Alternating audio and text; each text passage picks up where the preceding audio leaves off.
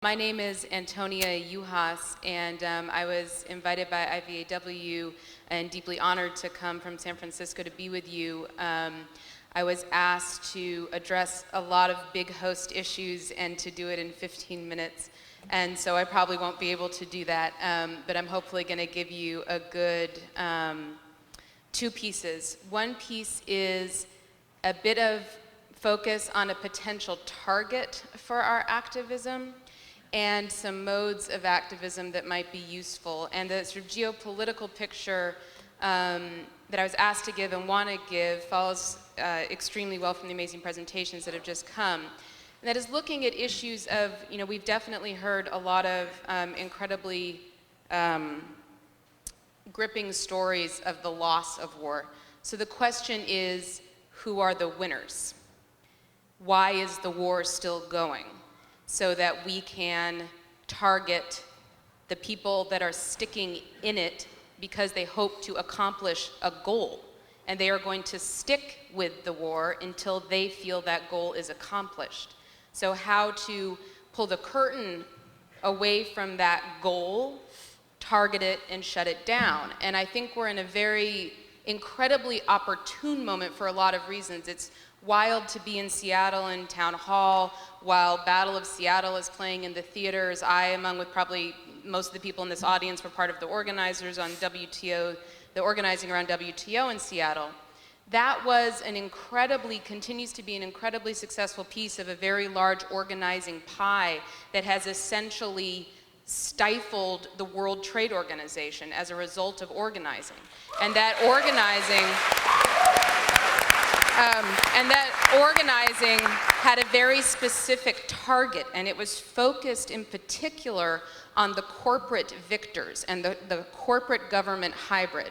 Now, the word imperialism is being used a lot, and I use that word, but I'd like to add something to the front of it, and it's a term that Kevin Phillips coined called Petrol Imperialism.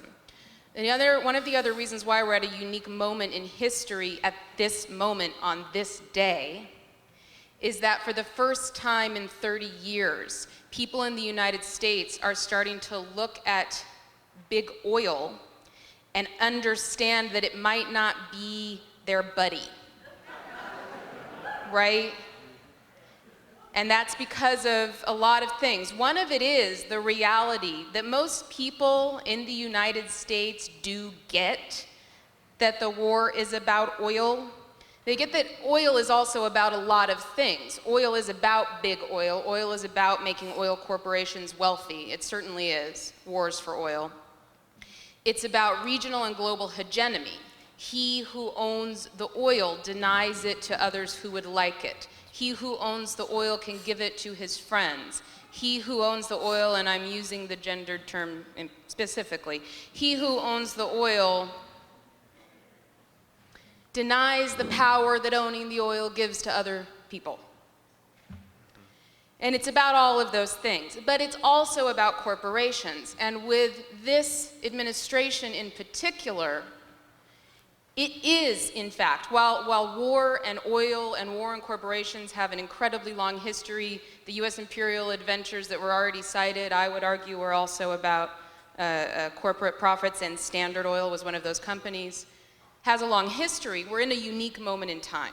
We're in a unique moment of time for a couple reasons. So, and I can't go back too far through them, but if we look just really quickly back at 1991, the first Gulf War, George Bush Sr., who, by the way, I think most people know, and if you didn't know it before you heard me talk before, you probably heard me say it, but it helps to say it again. This right now is the first administration in US history where the president, the vice president, and the secretary of state are all former oil company executives.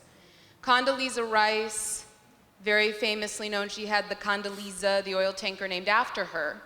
But less well appreciated, as is often the case with women of color, she earned it. She spent 10 years on the board of directors of Chevron. She was the head of their policy committee. She was intimately connected to this industry, continues to be, and it is a part of what she is doing there. It is a part of what obviously Cheney is doing in Bush. The only other US president to come out of the oil industry was George Bush Sr.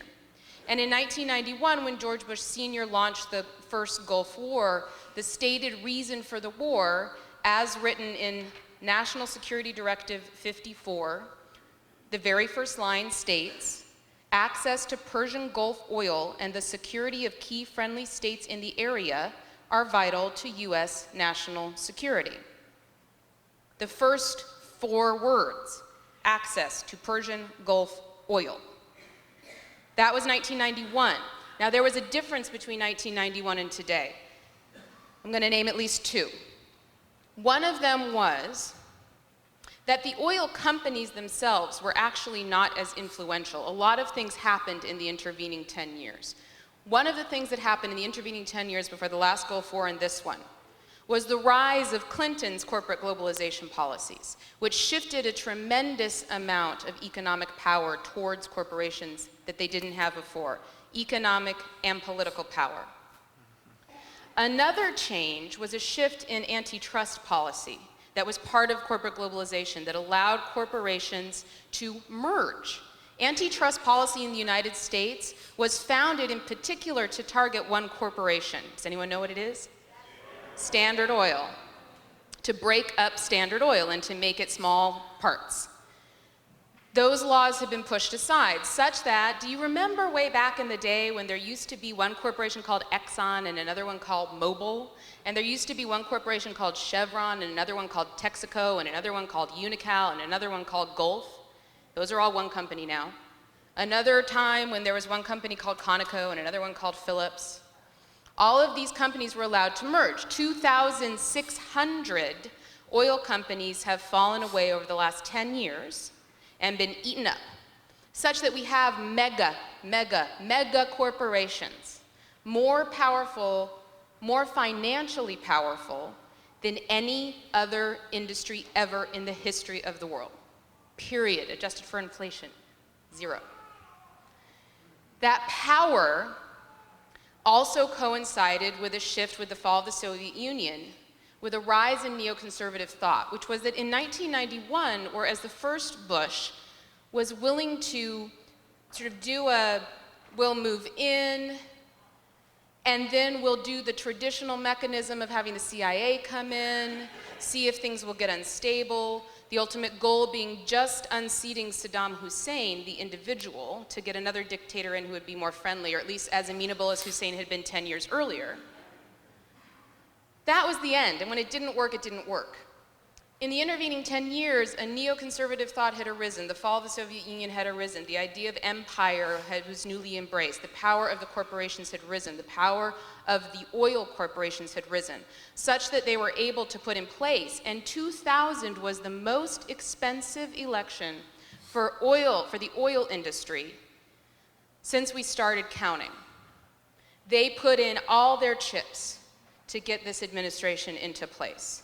And they got an administration that was willing to go the extra mile, not just invade, but to occupy and to stay and to transform the very economy and political structure of Iraq so that their control would be locked in, almost regardless of who was in charge.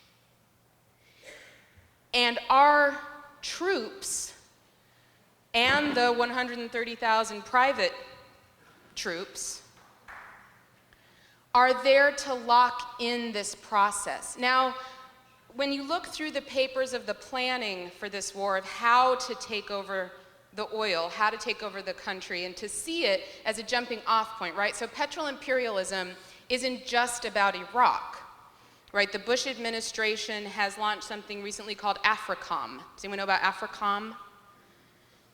We have Eurocom, which is the European Central Command.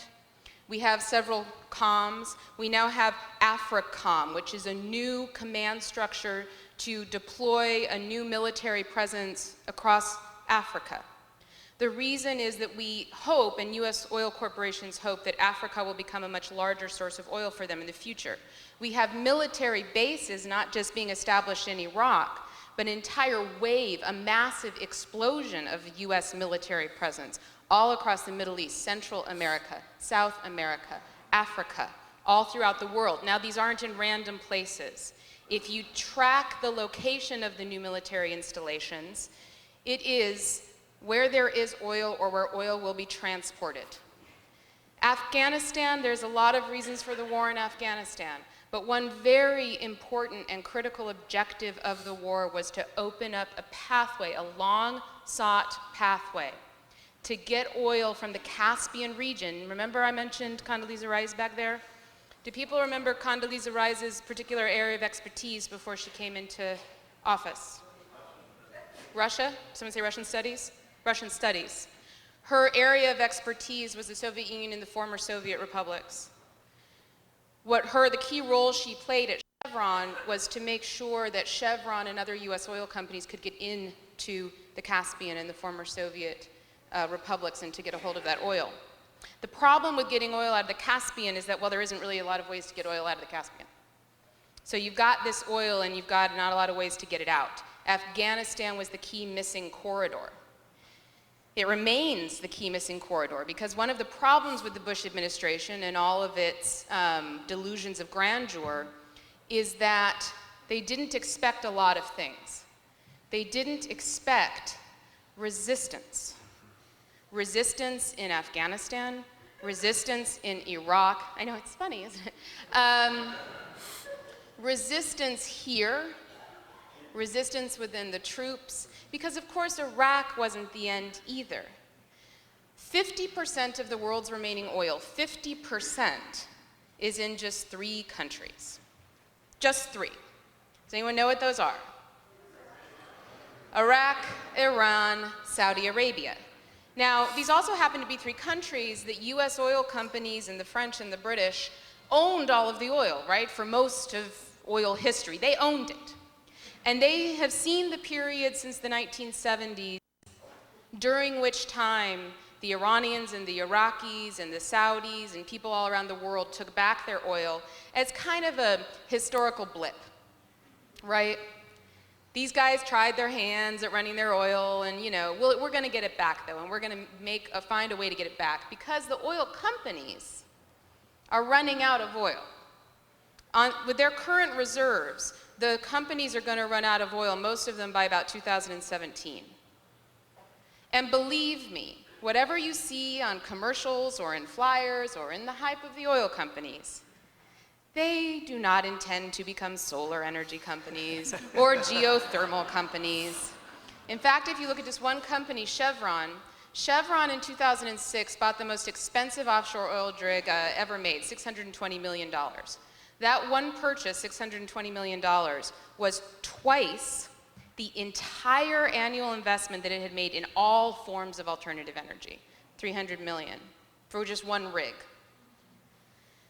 The reality is they intend to remain oil companies. And right now, with oil at $130 a barrel, they will do anything to get the oil that is left. Iran is a country that sits on this world's 2nd largest reserves of oil.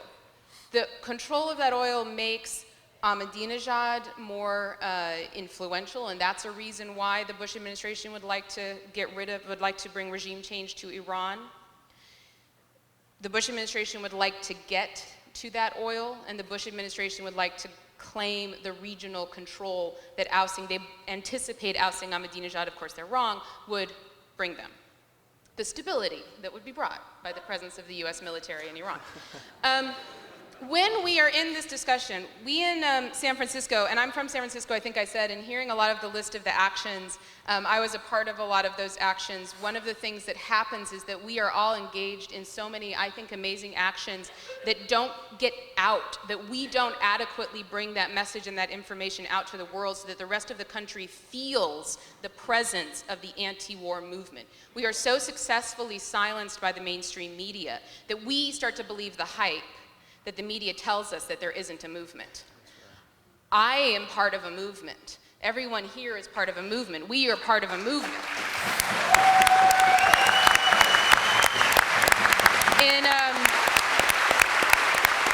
And one of the amazing things about the fact that we're going to take a a day of testimony, a day of speaking out into the street, is that we're going to help demonstrate that. But we in San Francisco, on the 5-year anniversary of the war, shut down Chevron's world headquarters. We locked ourselves to...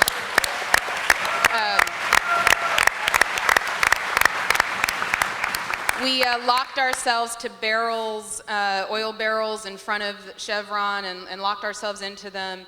And you would not believe the positive response that we got from Chevron employees, from the media. The media was so excited when they would come and talk to us separately, like, God, you know, we're so excited to see this as individuals, mainstream media reporters.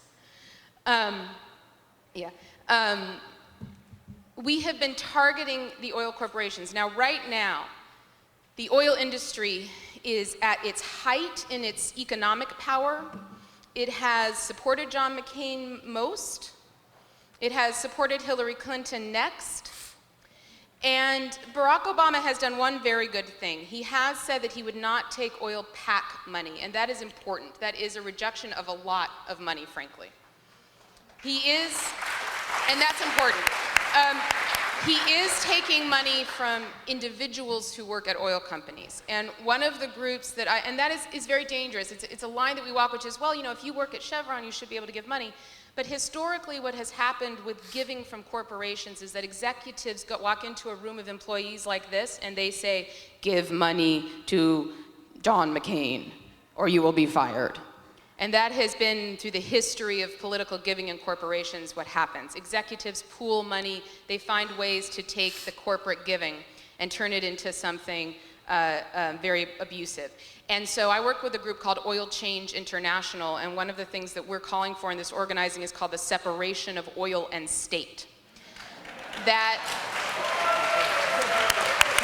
the candidates have to demonstrate to us that they are not subservient to this industry, because think of all of the things that the Democrats have said, not just, and I've worked for 2 Democratic members of Congress.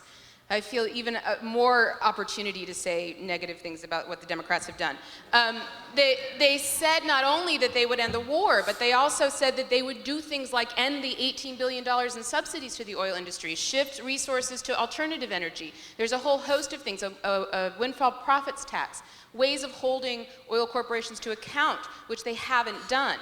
And none of the candidates have made clear, I have to stop, that they will not use the US military as an oil protective force. And they need to say that, and they need to make it clear. And one of the tools that we can have is to have them say that they will not accept a penny from that industry as a mode of telling us that they will not be beholden to it, so that our democratic power has more opportunity. The most important thing, though, is to remember that voting is critically important, but our day one, Hillary Clinton talks about day one, I'll do X, Y, and Z. Day one is us. The day after the election is us. It's us saying that we will organize, that we will end the war, that we will hold whoever is elected to account, that what has to happen is an immediate end to the war. Now, I want to say really quickly, since I spoke so fast, you can get all of it in my book. I wrote a book called The Bush Agenda, Invading the World One Economy at a Time, that talks about corporations and the war. And then I just finished writing a brand new book called The Tyranny of Oil, the world's most powerful industry and what we must do to stop it. Please visit my website if you can. There's lots of information up there, which is tyranny-of-oil.org. But most importantly, please support Iraq veterans against the war. There is nothing more critical than the voices of these veterans. Give your money. There are baskets that are around that I don't know a lot of people saw. Put money in the baskets. Buy your Iraq veterans against the war swag and wear it at the airport and lots of other places. And come out in the street. Thanks a lot.